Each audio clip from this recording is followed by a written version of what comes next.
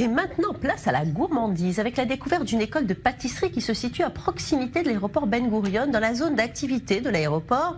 L'établissement Planète Chef propose des formations à des amateurs et à des professionnels de pâtisserie qui souhaitent apprendre un nouveau métier ou bien se perfectionner. Le cours que nous avons suivi, c'est celui d'un champion, Étienne Leroy, le champion du monde de pâtisserie 2017, un titre qu'il doit notamment à son fameux gâteau au chocolat. Ce grand chef a officié sous la direction d'Adam Inbar, qui est à l'origine de cette initiative et qui gère cette école d'une main de maître. Étienne Leroy n'a pas hésité à faire le déplacement depuis la France pour mettre à profit son savoir-faire français au service des Israéliens. Regardez. La pâtisserie française est réputée dans le monde entier. Elle fait en partie la renommée gastronomique de la France. Mais l'attrait pour la pâtisserie est aujourd'hui un phénomène global. Israël n'est pas une exception, la demande explose pour les professionnels et les particuliers. C'est de ce constat qu'est née l'école Planète Chef. Parmi ses diverses formations, l'établissement souhaite transmettre le savoir-faire français à ses élèves israéliens. Et cette fois-ci, pour une masterclass de 2 jours et demi, c'est Étienne Leroy, champion du monde de pâtisserie, qui est venu offrir son premier cours international après son sacre. Une période relativement courte, pourtant suffisante au grand chef pâtissier pour enseigner une dizaine de ses créations à une poignée de professionnels israéliens. C'est des créations qui ont été d'ailleurs pour la plupart travaillées pour l'occasion, pour ce premier stage ici pour moi à Tel Aviv. Et j'ai repris des gâteaux que je faisais avant dans le palace dans lequel je travaillais. On a aussi travaillé sur le gâteau justement qui nous a permis de gagner la Coupe du Monde, l'Entremet Records, chocolat, banane et pécan, qu'on a refait ensemble avec les stagiaires. Et puis on a essayé de travailler sur un panel de gâteaux entre du fruit, du chocolat, pour proposer un petit peu une pâtisserie française comme on la trouve chez nous en France. Une période relativement courte, pourtant suffisante au grand chef pour enseigner une dizaine de ses créations à une poignée de professionnels israéliens.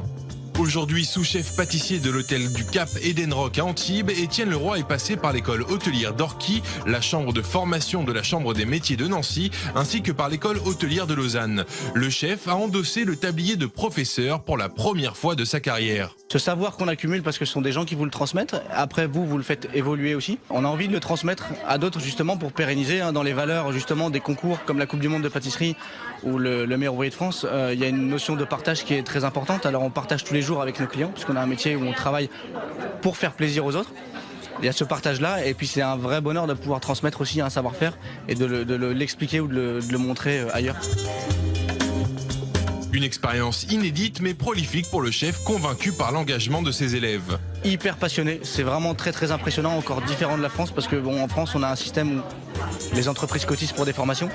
Là c'est les participants qui financent eux-mêmes leur formation, donc ils sont d'autant plus motivés, ils ont soif de tout voir, de tout apprendre. Le visuel est très important, voilà, on sent qu'ils sont très très attentifs pendant les finitions, et il faut que ça en jette, ils sont très attentifs à ça. Des élèves pour la plupart professionnels qui ont été largement séduits par le talent de leur professeur. C'est quelqu'un d'exceptionnel, franchement très modeste pour quelqu'un qui a gagné la Coupe du Monde. J'en reviens pas parce que il est d'abord d'une gentillesse, d'une patience. Aucune question n'est bête pour lui, c'est-à-dire que là on avait différents niveaux quoi qu'il arrive et vraiment il a répondu à tout le monde avec une gentillesse et une patience et le fait de nous donner déjà toutes ces recettes aussi c'est juste super généreux quoi. Une formation professionnelle qui s'est terminée dans la convivialité alors qu'une autre commence à peine.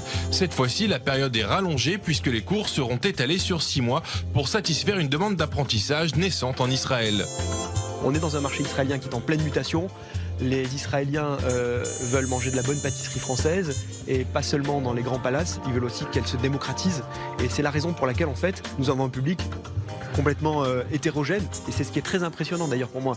Je pensais avoir des débutants essentiellement, des gens autour de 20 ans. Nous avons un médecin, une ancienne opticienne, un consultant, nous avons des commerciaux et des gens qui nous disent non mais c'est pas juste pour m'épanouir, je veux vraiment changer et prendre une nouvelle orientation dans ma vie professionnelle.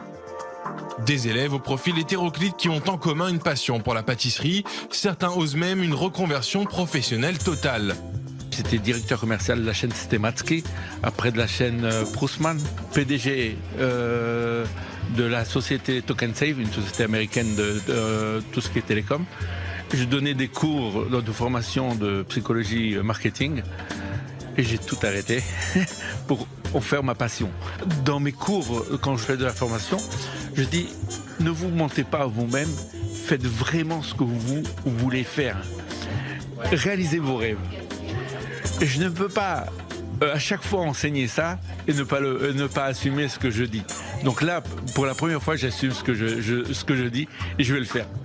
Ce qui est certain, c'est que par le biais de ces formations, le partage de culture et de savoir est réciproque.